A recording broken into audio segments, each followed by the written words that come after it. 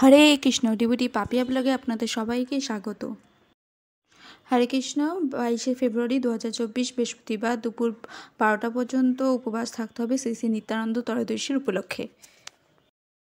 আজকে আমি এই ভিডিওটির মাধ্যমে শ্রী শ্রী নিত্যানন্দ মহাপ্রভুর যে ত্রয়োদশীর ব্রত মাহাত্ম্য কথা এবং নিত্যানন্দ মহাপ্রভু কে ছিলেন, তিনি কিভাবে এই জড়জগতে আবির্ভূত হলেন এবং তার সাথে ভগবান শ্রীকৃষ্ণের কী সম্পর্ক, এই সম্পূর্ণ তত্ত্বকথা, নিত্যানন্দ প্রভুর তত্ত্বকথা আমি এই ভিডিওটির মাধ্যমে আলোচনা করব। তাই ভিডিওটি স্কিপ না করে সম্পূর্ণ ভিডিওটি দেখবেন। হরি বল।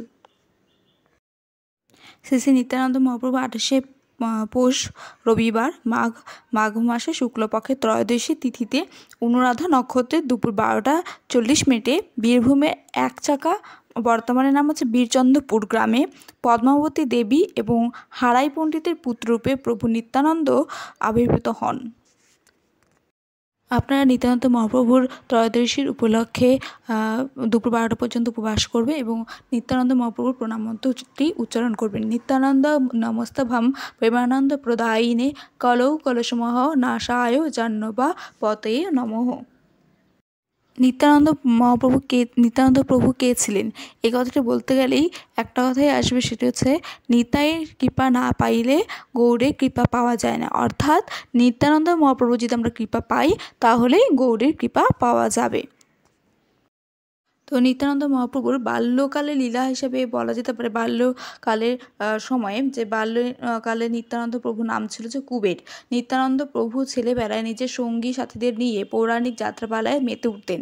পৌরাণিক চরিত্রে অভিনয় করতে করতে বালক কুবেরের মধ্যে তখন সেই চরিত্রটি স্পষ্ট হয়ে ফুটে উঠত।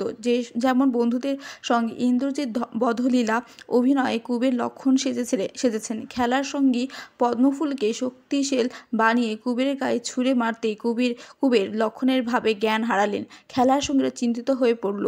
তখন এক সঙ্গী পদ্মফুলকে শক্তিশালী বানিয়ে কুবেরের গায়ে ছুঁড়ে মারতে কুবের লক্ষণের ভাবে জ্ঞান হারালেন। খেলার সঙ্গীরা চিন্তিত হয়ে পড়ল।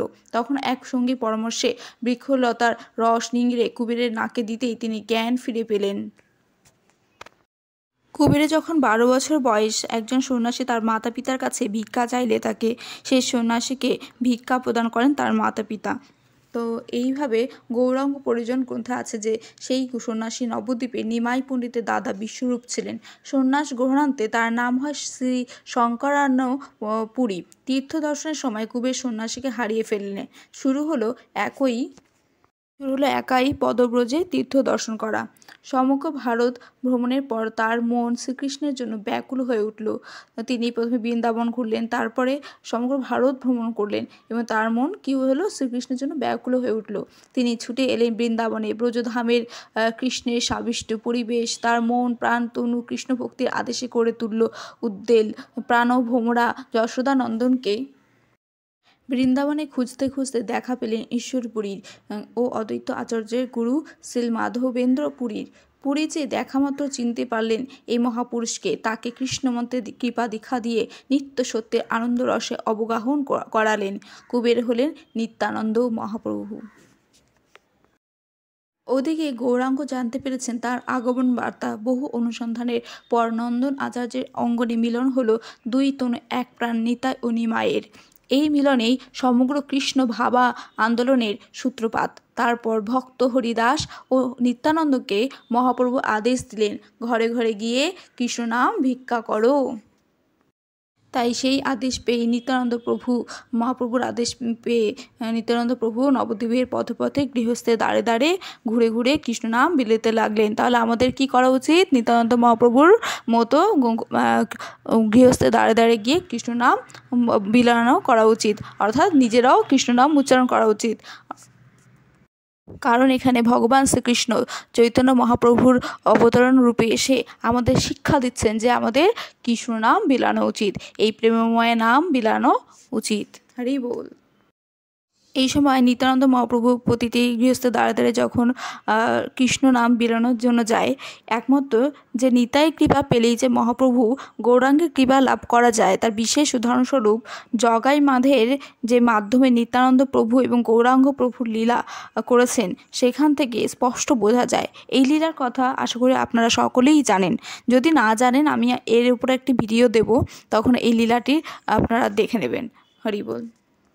এবার আমাদের প্রশ্ন হলো, নিত্যানন্দ প্রভু কে ছিলেন? গোলকধামে তথা দাপর লীলায় তার ভূমিকা কী ছিল? অর্থাৎ নিত্যানন্দ কথাটির অর্থ কী? নিত্য কথাটির অর্থ হচ্ছে প্রতিদিন বা রোজ, যেটা আনন্দ কথাটির অর্থ হচ্ছে আনন্দ প্রদান করা, অর্থাৎ প্রতিদিন যে আনন্দ প্রদান করে সেই হচ্ছে নিত্যানন্দ। তো অর্থাৎ নিত্যানন্দ প্রভু দাপর লীলায় শ্রী বলরাম ছিলেন, অর্থাৎ শ্রী বলরাম প্রকাশ হচ্ছে নিত্যানন্দ প্রভু। এবার প্রশ্ন হচ্ছে, শ্রী বলরাম কে ছিলেন? পরমেশ্বর ভগবান শ্রীকৃষ্ণ হচ্ছেন আদি পুরুষ এবং সমস্ত অবতারের অবতারী, আর শ্রী বলরাম হচ্ছেন তার প্রধান সহায়ক। সেই আদি পুরুষ ভগবান শ্রীকৃষ্ণ নবদ্বীপ শ্রী চৈতন্য মহাপ্রভুর রূপে আবির্ভূত হয়েছেন এবং তার সঙ্গে শ্রী বলরাম শ্রী নিত্যানন্দ প্রভু রূপে আবির্ভূত হয়েছিলেন। শ্রী বলরামের 5টি রূপ ধারণ করে শ্রীকৃষ্ণের সেবা করে।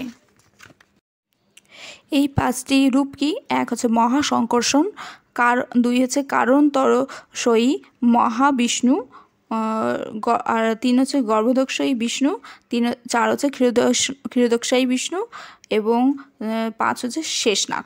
অর্থাৎ শ্রী বলরাম তার প্রথম 4টি রূপ জড় সৃষ্টির কার্যে সম্পাদন করেন এবং শেষ রূপ শ্রীকৃষ্ণের ব্যক্তিগত সেবা করেন। শ্রীকৃষ্ণের চূড়ান্ত সেবা অবধি তিনি করেন, তাই তার নাম শেষ। কিন্তু অন্তহীনভাবে তিনি ভগবানের সেবা করে চলেন, তাই তার নাম অনন্ত। তাই শ্রী বলরাম হচ্ছেন সেবক, সেবক হচ্ছে ঈশ্বরের, তিনি ঈশ্বরের সেবক। তিনি শ্রী নিত্যানন্দ প্রভু, তিনি শ্রী চৈতন্য মহাপ্রভুর নিত্য পদমর্যাদা রূপে একইভাবে সেবা করেন, তাই তার নাম নিত্যানন্দ। তাই আমাদেরও নিত্যানন্দ প্রভুর কাছে প্রার্থনা করা উচিত যে তিনি যেরকমভাবে ভগবান শ্রীকৃষ্ণের তথা চৈতন্য মহাপ্রভুর যে নিত্য চরণ সেবা করে আনন্দ পেতেন, আনন্দ লাভ উপভোগ করতেন, ঠিক সেইভাবে আমাদেরও আনন্দ লাভ সর্বদা নিত্যভাবে আমরা যেন উপভোগ করতে পারি, তার মতো যে কৃষ্ণ প্রেম নিজেদের মনে জাগ্রত করতে পারি, এই বিশেষ কৃপা যেন নিত্যানন্দ প্রভু আমাদেরকে করেন, এই কৃপাটি প্রার্থনা করতে হবে।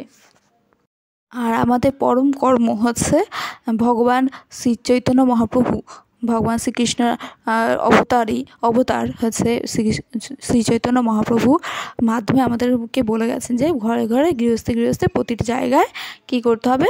কৃষ্ণ নাম বিলাতে হবে, যেটা নিত্যানন্দ প্রভু করেছেন। ঠিক আছে, ঠিক সেভাবে আমরাও ঘরে ঘরে প্রতিটি গৃহস্থের জায়গায় কী করতে হবে? কৃষ্ণ নাম বিলাতে হবে। তার আগে আমরা আমাদের নিজস্ব যে পারিবারিক চিন্তাধারা আছে কৃষ্ণ নামে মনোনিবেশ করতে হবে। যেমন যদি কোনো ফ্যামিলিতে তার মাতা পিতা কৃষ্ণ ভক্ত হয়, তারা হলে তাদের যে সন্ততি আছে তাদেরকেও কৃষ্ণ ভক্ত করতে হবে, সেটা কৃষ্ণের সেবায় যে মনোযোগ হয় সন্তান, সেভাবে আমাদের শাসন করতে হবে। কারণ নিত্যানন্দ প্রভু হচ্ছে পরম কী করে? তিনি শাসন করে ভালোবেসে প্রেমময় দিয়ে শ্রীকৃষ্ণের সেবায় নিয়োজিত করিয়েছেন জগয় মাধাইকে প্রেম দিয়ে। হ্যাঁ, তো এইভাবেই আমাদের কৃষ্ণ প্রেমে মত্ত হতে হবে। হরি বল। আপনারা অবশ্যই নিত্যানন্দ প্রভুর ত্রয়োদশীটি পালন করবেন, দুপুর 12টা পর্যন্ত উপবাস করবেন।